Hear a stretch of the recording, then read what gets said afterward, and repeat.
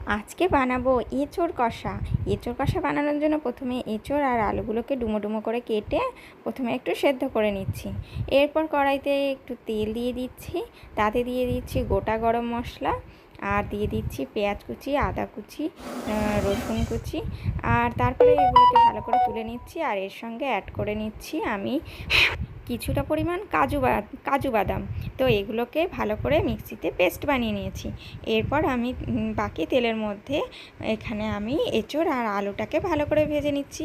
একটু লালচে করে ভেজে নেওয়ার পর আমি মশলাটা দিয়ে দিলাম। এরপর ভালোভাবে একটু কষিয়ে নিতে হবে।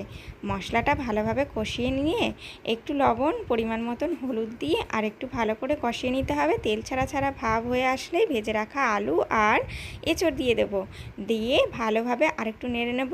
আর এঁচোড় সেদ্ধ যে জলটা ওটা কিন্তু ফেলবো না বন্ধুরা, ওটা দিয়েই ভালোভাবে ফুটিয়ে নেব। নামানোর আগে সামান্য একটুখানি ব্রাউন সুগার আর একটু আমি কাঁচা লঙ্কা, গরম মশলা, ঘি দিয়ে একটু ভালোভাবে নেড়েচেড়ে নামিয়ে নেব।